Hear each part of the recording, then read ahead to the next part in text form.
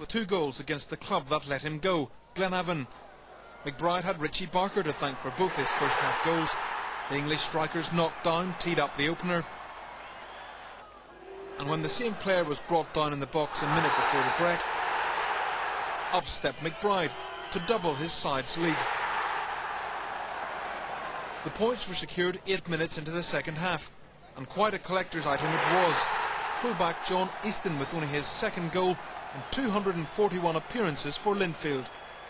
Break at Clandyboy Park, and the visitors booked their place in the semi-final thanks to another own goal, this time from Bangor defender Ali McComb under pressure from Stephen McBride. Maher rose highest to head home. A fine goal indeed. Well, an own goal from Paul McBride levelled it before keeper Stephen Henderson was sent off for this handball incident. Down to 10 men, it looked easy for the Blues when former Ards hero Richard Barker headed home in impressive fashion on 34 minutes. A fine effort, but Ards continued to fight and were level 7 minutes into the second half. Paul Cullen hammering this ball home. Well, Ards looked to have done enough, but no one can legislate for a moment of magic. Defender Stephen Collier, noted for spectacular goals, sliced past 5 defenders to beat McCourt and grab the points in spectacular fashion. McCush picks it up. Now here's Barker. Back inside for McCush. McCush puts Linfield in front. 19 minutes gone in the first half. He latched onto the end of Barker's cross, and he made no mistake.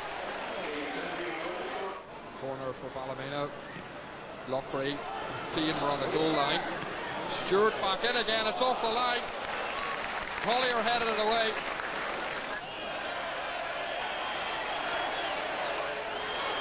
Gorman, quick thinking. Stephen McBride. Barker. Smashing goal by Richie Barker. McBride's cross was pinpoint. Barker's finish clinical. It's 2-0 to Linfield.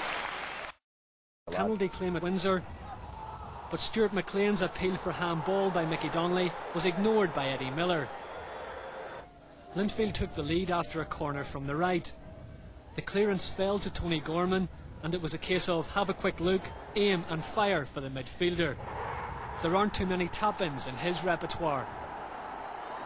But Cliftonville battled hard for their point. Donnelly knocked the ball back and Sean Strang got up for a deserved equaliser. 3 draws from 4 games for Cliftonville, but Linfield goes second. Torin. Philip Mitchell moving for him. Here's Andy May. May with the cross. Kirk is there. And Kirk unable to get any power behind his header. And now here's Philip Smith. Smith the Kennedy, he pumps the ball forward. Kirk might get onto the end of this. Kirk is there first. Linfield still in possession though. This is Douglas who's going to try a shot. Both sides very anxious to get full 3 points from this game. Here's McCourt for Glentoran, gets the ball across, and that is missed by Andy Kirk. That's the Glen's best chance of the game. Steve McBride gets the ball for Linfield. Here's Barker, and that's the goal that breaks the deadlock at the Oval. 5 minutes into the second half, Stephen McBride and Richie Barker, twin spearhead up front for Linfield. And that's the first real chance Linfield have had in this half. Now here's Gorman for Linfield. He's got McBride on the left. He draws his man, gets the ball to McBride. McBride has Barker in the middle. Barker just too far away from that ball. Glentoran get the ball away. Andy Kirk on his own up front. Livingston sprinting forward. Here is Livingston on his debut, and that's too close to the keeper. Now a bad clearance by Armstrong. McBride picks the ball up from Barker, and that's so unlucky for Linfield. It wasn't a good clearance by the goalkeeper. Andy May. Tom McCourt chases that one, so does the keeper. Keeper gets there first, and that's a bad clearance, and that's a chance for the Glens, and it's in! That's the equaliser from Pete Beattie, and again it came from an error from a goalkeeper. This time it's Collins. The ball came out to Beattie. He looked up, and he slipped the ball just inside the far post, and with 12 minutes. On a stay by Smith, Richard Barker, he might go all the way, he has! At last, Linfield make the breakthrough. Richard Barker scores his 7th goal of the season. But Gary Smith, the Glenavon defender, will be very disappointed.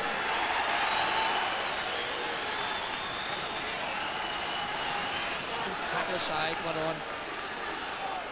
It finished very well indeed, but I must say there was, from where I'm sitting, there was a push on Glenn Ferguson, and that's how the ball got to Barker. Barker's finish was clinical, no doubt about that. Whenever you've got Spearheads ever Anderson telling you to go and milk it, to go and enjoy it for the fans certainly enjoyed it tonight, and Linfield once again turned out in their thousands to support their team.